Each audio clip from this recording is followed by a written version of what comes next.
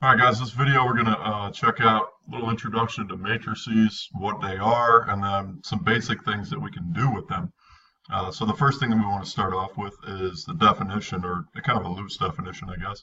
A matrix is an organized collection of things. That's a very general, loose definition of what it is.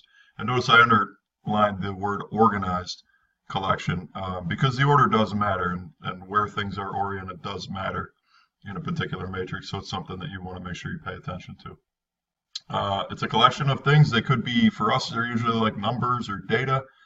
Um, for in other areas, they could be descriptions of things. They could be uh, um, objects. They could be a lot of different things, and so they may or may not be related to one another. So um, it's really just a collection of stuff. And for us, a lot of times it's going to be numbers because we're dealing with math, obviously, but it's really just a collection of stuff. And so a couple different things that we want to look at. These are matrices down here. And you can see it's just an ordered collection of numbers for us, in particular for these. So the first thing that we want to do is identify what we call dimension of a matrix. And when we deal with dimension of matrices, we're really dealing with rows, the number of rows, and the number of columns. So we call this rows by columns. And so that's how we identify the dimension. So the first thing is rows. Rows are always going left to right. So this is a row and this is a row. And so in this particular matrix, we have 2 rows and we have 3 columns in this other matrix. So a column goes up and down. One way to remember that, I always think of like the big Greek columns that used to hold up, like on the Colosseum and some of the old architecture there. They had those big columns, and those columns always went vertically. They always went up and down. So that's how I remember which one's which. So in this particular matrix, we've got 3 columns.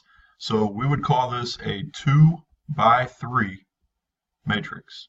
That's how we say this. Okay, and it is always rows by columns. That's how we identify them.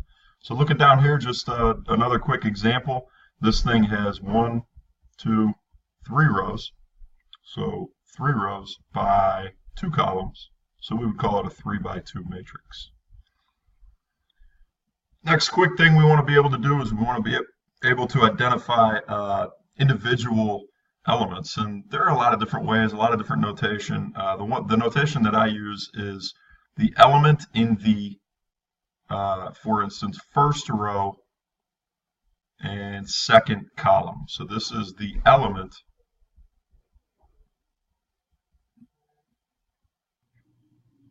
in the first row and forgot my E up there, and second column. So that's how you read that. So obviously, again, rows by columns. So A sub 1, 2 is the element in the first row and the second column. If we go over here, the first row is up here, it's up top, and then the second column would be this guy right here. So that would be A12. So I would write A sub 1, 2 equals 7 in this particular case. And that's the element in the first row and the second column. We can identify another one, just another quick example.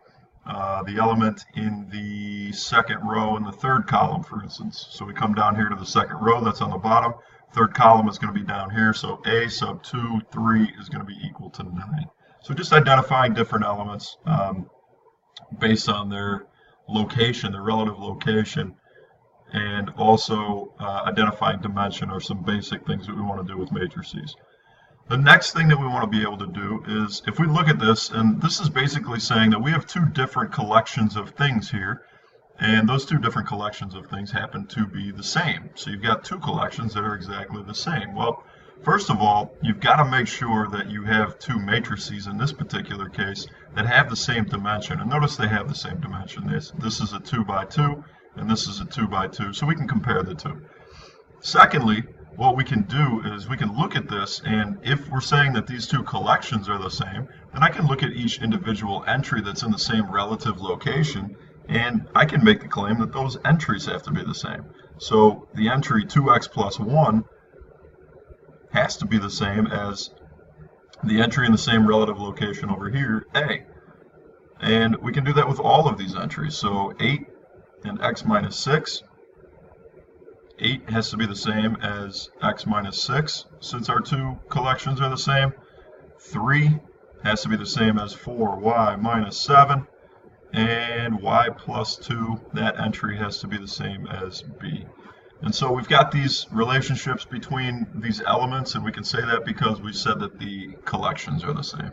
So from here, very simply, we can kind of isolate some variables. If we want to solve for x, we can do that using this one.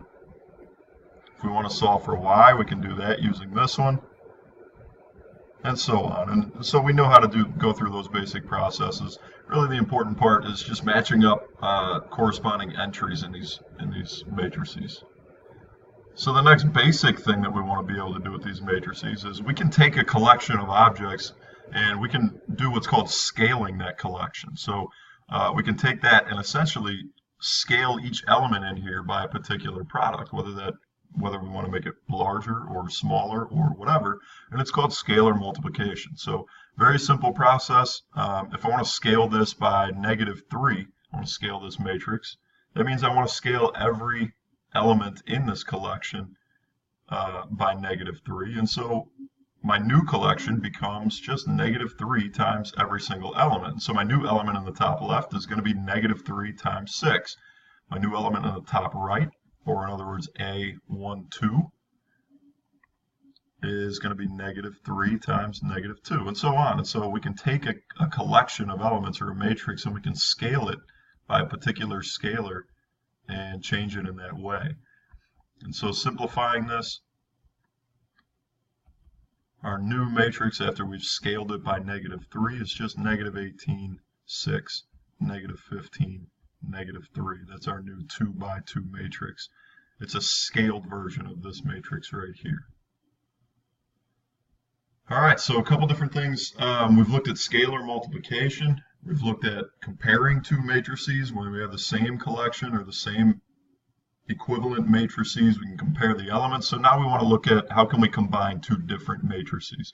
And one way, the most basic way, is matrix addition. So we can combine a collection of things when, and what you have to have is, again, you've got to have the same dimension in order to do this. If you don't have the same dimension, then you're going to start matching up elements that don't necessarily correspond to one another or don't necessarily relate to one another, if you go back to that definition that we gave earlier.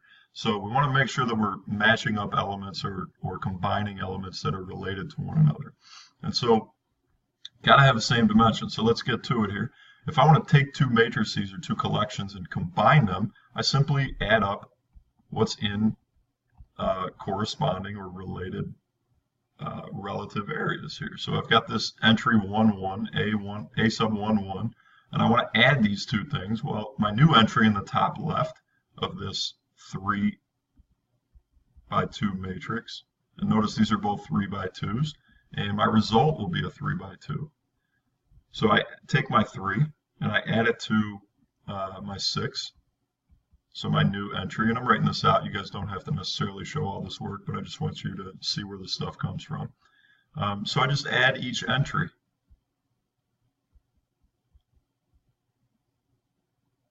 That are in the same relative location, and that's how I can combine two matrices.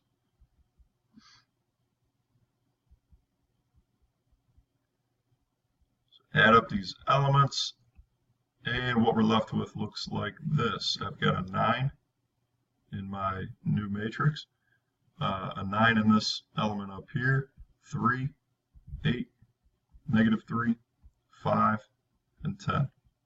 So here's my new matrix. So one thing that I do want to point out to you guys is that when we add matrices, it's the same as far as are they commutative? So does it matter what order we add matrices in? Well, turns out it doesn't, because when you add these two things, we're really just going to kind of flip-flop the order in which these things are added. So is 3 plus 6 the same as 6 plus 3? Well, we know that's the same thing. It doesn't matter what order we add those in, so we're going to get the same elements. So this is really the same argument as addition of two numbers, two real numbers. We know that addition is is commutative, and so it doesn't matter what order we add these elements for these particular matrices, we're going to end up with the same thing. So I'm just going to go through this process just to kind of confirm that with these two matrices here, that you are in fact going to get the same result here. So let's check this out. That's an 8. So 6 plus 3 is 9, 3, 8, negative 3, 5, and 10. So again, what's the point here? The point is that matrix addition is commutative. It doesn't matter what order we add matrices, we're going to get the same result.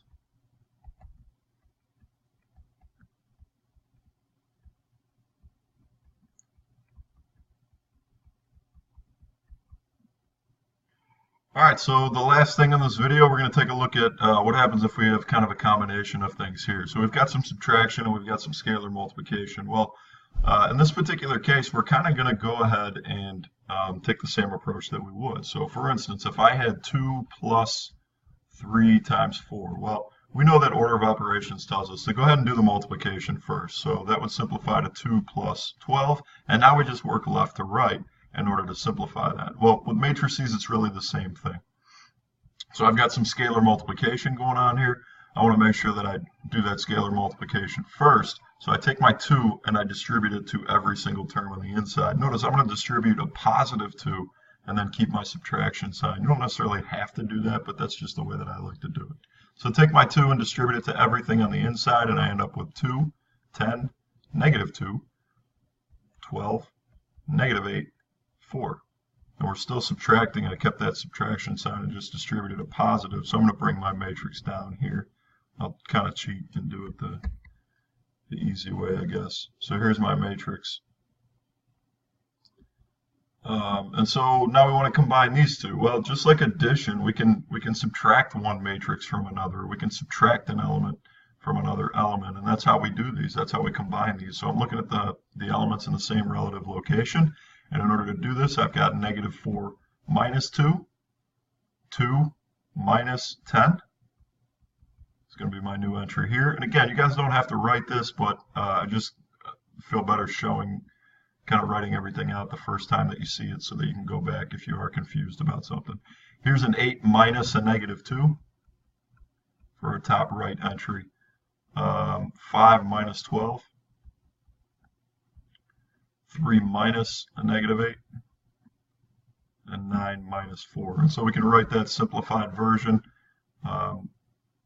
as negative 6, negative 8, 10, negative 7, 11, and 5. And that's my final answer after the subtraction of a scalar multiple of this matrix.